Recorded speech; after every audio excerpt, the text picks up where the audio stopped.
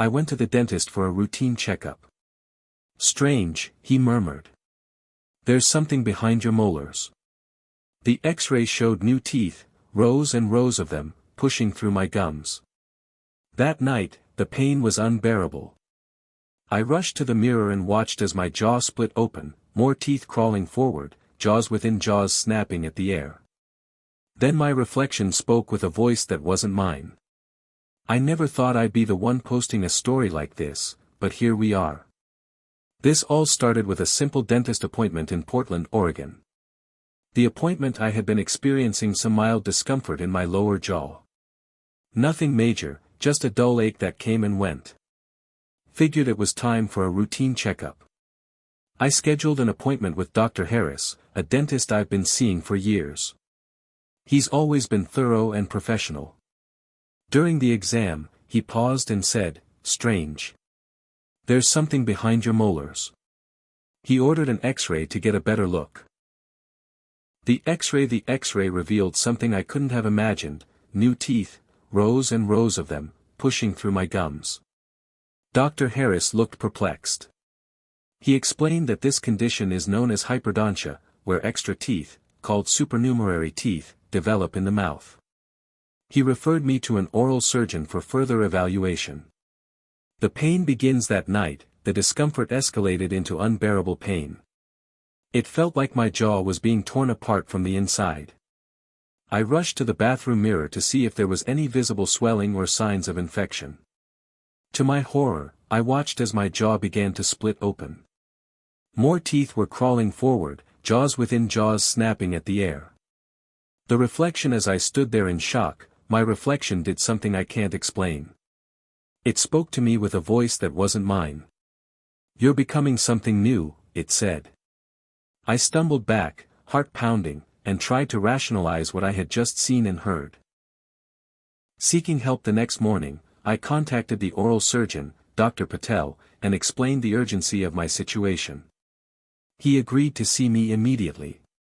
During the consultation, Dr. Patel reviewed the X-rays and confirmed the presence of multiple supernumerary teeth. He scheduled surgery to remove them. The surgery was scheduled for the following week. In the meantime, the pain persisted, and I began to experience other symptoms: headaches, difficulty swallowing, and a constant metallic taste in my mouth. The night before the surgery, I had another encounter with my reflection. This time, it warned me not to go through with the procedure. The day of the surgery I walked into Dr. Patel's clinic at 6:45 a.m. sharp. The waiting room was quiet, too quiet for a weekday morning in Portland. There were no other patients, no receptionist, just him and a nurse I'd never seen before. She didn't speak. Just watched me like I was something she'd already seen in a nightmare. They took me back and strapped me down to the chair. That's when I should have left. Instead, I let them put me under. Waking up when I came to, the lights were off. The nurse was gone. So was Dr. Patel. The room smelled like burnt wires and something else, raw meat, maybe. There was a mirror on the tray table next to me. My mouth felt full, like it was packed with cotton. I picked up the mirror. I wish I hadn't. My mouth wasn't just mouth anymore, the extra teeth were gone. But not removed. More like, absorbed. Now, when I opened my mouth, it didn't stop at my throat. There was a second row of gums behind the first. Small, needle-like teeth, wet and twitching. And further back, another row. And another. It was like a tunnel. All teeth. I screamed. But the sound didn't come out right. It was deeper. Louder. Like something else was speaking through me. The voice came back. I went home that night feeling numb. No pain. Just emptiness in my bones, like something important was missing. When I looked in the mirror again, my reflection didn't wait this time. "You're not sick," it said. "You're evolving. What the hell is happening to me? You were chosen. You are the gate." The gate? The people watching me the next morning, 2 men in suits were waiting outside my apartment. They didn't say anything. Just stood there, parked in a black Chevy Suburban. I called the cops.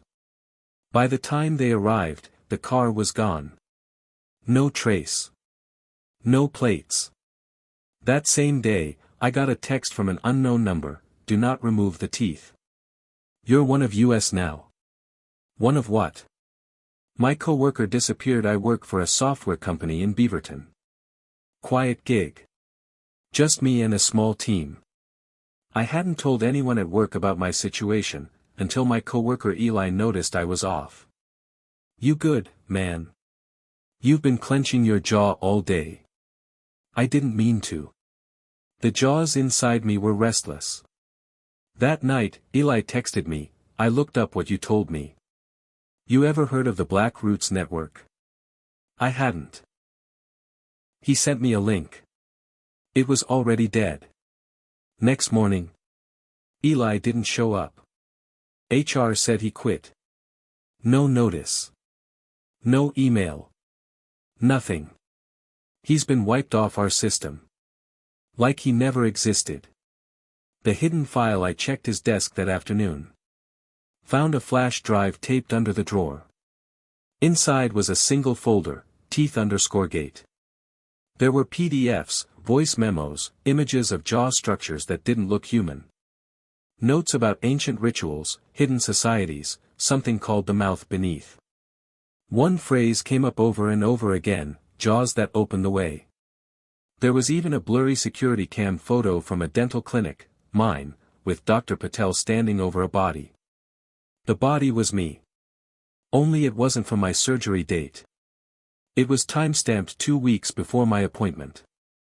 My teeth are changing again this past week. Something new started happening. The inner jaws aren't just teeth now. They're moving. Flexing on their own. Like they're practicing. Sometimes when I'm asleep, I wake up with bite marks on my own arm. Deep ones. Blood on my pillow. The worst part? I don't feel pain anymore. I'm hearing voices in my sleep. They whisper names. Commands. Sometimes it's in English. Other times, it's a language I understand, even though I've never heard it before. They talk about people I know. My landlord. My boss. My mom. They say things like, "Feed us. The gate must open wider. They must see." I followed Dr. Patel last Friday. I tailed him after work. He didn't go home. He drove into Forest Park, deep into the woods. Parked, walked for 20 minutes with a small cooler. I followed from a distance. He stopped at a clearing. Dumped the cooler's contents into a deep pit lined with what looked like jawbones, thousands of them, clicking in the wind. He started chanting. My jaws moved on their own, echoing his words. I think I'm not alone. At a grocery store in Vancouver, Washington, I saw a kid with the same twitch in his cheek that I've started to develop. He looked at me, grinned, wide, too wide. Then he whispered, "You're almost ready." I don't know what's real anymore. Everything smells different. Sounds sharper. I'm hungry all the time, but not for food. Meat tastes wrong. Water tastes like ash. The only thing that calms the jaws is pressure, chewing, biting. I nearly broke my knuckles last night trying to make them stop.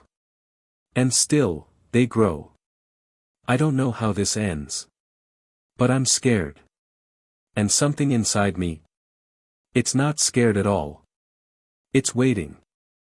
The basement behind the clinic, so I went back to Dr. Patel's office. Not for an appointment. For answers. The clinic looked normal from the outside. Lights on, music playing in the lobby, magazines scattered like nothing was off. But the receptionist? Not the same woman who used to sit there. This one didn't blink. She didn't look up when I entered either.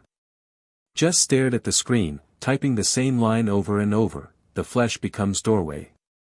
The flesh becomes doorway. The flesh becomes doorway." I snuck past her. In the back hallway, I found a door marked storage. I'd never noticed it before. It had a lock, but the keypad was greasy, like it had been used a lot recently. I typed in teeth. It clicked open. What I found down there, the stairs led into darkness. Smelled like wet stone and bleach. I kept my phone flashlight on. The hallway below wasn't tiled or clean. It was carved, rough rock walls, dirt floor. More like a cave than a medical office. There were rooms. And cages. Some empty. Some not. I saw a man in a coat like Dr. Patel's, strapped to a gurney. Jaw pried open. His own tongue stitching extra teeth into his gums like it had a mind of its own. He looked at me. But didn't speak. Couldn't, maybe. On the far wall, someone had written a message in blood, "Don't open too wide. They might use your mouth to come through." I turned around and ran. My reflection isn't following me anymore. When I got home, I noticed something weird. The mirror in the bathroom. My reflection didn't match me. It smiled when I didn't. Blinked wrong. Late. Like it had to think about copying me. Then it stopped copying completely. Just stood there while I brushed my teeth. Then it leaned forward, way forward, past the glass, until it whispered something, "They're already here." The jaws aren't just in my mouth, so this part might be hard to explain. A few nights ago, I felt a burning pain in my chest. Thought it was heartburn or something. I was wrong. I pulled up my shirt, and there, dead center between my ribs, was a bulge. Moving. Pulsing. I pressed it. A tooth pushed through. Then another. They're spreading. I have jaws forming under my skin. Some in my arms. One in my lower back. They shift under the surface when I'm anxious, like they're tasting the air through me. I can feel them dreaming when I sleep. Everyone is acting. Off people around me have started acting strange. My neighbor, Mr. Franklin, used to wave every morning. Now he just stares. Every time I leave my apartment, I catch him standing in his window, mouth open. Not moving. I confronted him yesterday. "Mr. Franklin, are you okay?" He smiled. But didn't blink. "Have you felt the itch yet?" he asked. Then he closed the door. My mom's house was empty. I drove out to Pendleton to visit my mom, hoping to get some clarity, or just someone sane to talk to. Her house was locked. Car in the driveway. Lights on. But no one inside. Just a trail of bloody teeth leading from the kitchen into the attic. When I climbed up there, I found something written across the ceiling: "Everyone you love has a mouth. One day, it will open for them too." I threw up in the backyard. The voice has a name now. Last night, the voice in my head introduced itself. It called itself Azeroth Keth. Said it was once a king of the inner void. Whatever that means. Said I was chosen not because of who I am, but because my bones remember something my brain forgot. "You were carved for this," it said. "You carry the pattern. The others just carry mouths. It wants me to open the full gate." Said I'll know when it's time because my bones will bend to make room for the real teeth. The network is real, and they're watching me. I got an anonymous message on my laptop. It appeared as a pop-up, even though I wasn't online. "We see you. We can help." It linked to a hidden forum. Real 2000s HTML kind of thing. Called Jawline Protocol. Inside were testimonies from others like me. Most were missing now. Disappeared. Some left videos, twitching, crying, holding up X-rays showing skulls full of spirals. One video ended with the guy whispering, "They don't eat us. They eat through us." I can't tell who's still human anymore. People in the grocery store laugh too loud. Cashiers grin like they're trying too hard. Someone followed me into a Walgreens bathroom and whispered through the stall, I'm one row in. You. He showed me his jaw. It unlatched sideways. I ran. I don't know what's going on anymore. I don't know who to trust. The teeth are still growing. The jaws are still opening. Every mirror lies. And sometimes I feel like my real body is already gone, like I'm just a suit of skin stretched around something that was never supposed to be here. I'll update again if I'm still me by then. And if you see someone smiling too wide, don't smile back. The final push after that last post, things moved fast. The pain. It stopped. Not because the jaws were done, but because I was used to them. My skin no longer resisted. My bones had softened, literally. Like clay. They bent when the teeth pushed. I didn't even cry. Just watched it happen in the mirror. I could see the second jaw in my chest blink beneath the skin, like it had eyes. I stopped sleeping. Or maybe I did, but not in the way humans do. I'd close my eyes, and the world would go dark, but my other mouths kept watching. The mouths began to speak, not just the voice in my head anymore. My jaws began to speak. Sometimes it was just whispers. Other times, full conversations, each row of teeth clicking, snapping, chanting, open the way. Bend the body. Let us pass. You are the door. You are the door. You are the door. I couldn't stop it. Not even when I tried ripping the new teeth out. They grew back faster. Stronger. And they brought more with them. The people came for me 2 days ago, a knock on my door. It was Dr. Patel, flanked by the suit men from before. They didn't force their way in. They didn't need to. I opened the door without thinking. My mouth smiled on its own. Patel looked, proud. You've reached third molar bloom, he said. You're almost ready. I didn't respond. I couldn't. My voice was locked behind the mouths now. They escorted me to a white van. Inside, other people were waiting. All of them silent. All of them twitching, like they were chewing on something invisible. The ritual chamber. They drove us to Mount Hood. Deep into the mountain, through an entrance hidden behind a maintenance shed. The tunnel stretched for miles. At the end was a vast chamber, lit with fire, not electricity. The walls were made of teeth. I'm not being metaphorical. Literal, human teeth, stacked like bricks. They clicked and shifted with every step we took. In the center, a giant mirror stood. It was black. Not reflective. Hungry. Patel turned to us and said, "Open the way." The final transformation. I felt it begin before I could react. My jaws, all of them, snapped wide. From my back, the hidden mouth tore through. Spine breaking, reshaping, making room. My reflection in the black mirror smiled back, but it wasn't me. It was the thing inside. The voice. The one that called itself Azaroth-Keth. It stepped forward, through the mirror, not a reflection anymore. It wore my face like a mask. The others dropped to their knees. I didn't. I couldn't. I was no longer standing. I was floating. My body had split into mouths. And they were still speaking. The world outside is changing. They say it started with whispers. People hearing strange clicking in their sleep. Dentists reporting patients with growing gums and tooth layering. Then whole towns going silent. Like no one ever lived there. And now, mirrors don't reflect the right image anymore. Sometimes they show the room behind you. Sometimes they smile when you don't. I am the door now. They didn't kill me. They used me. I was the prototype.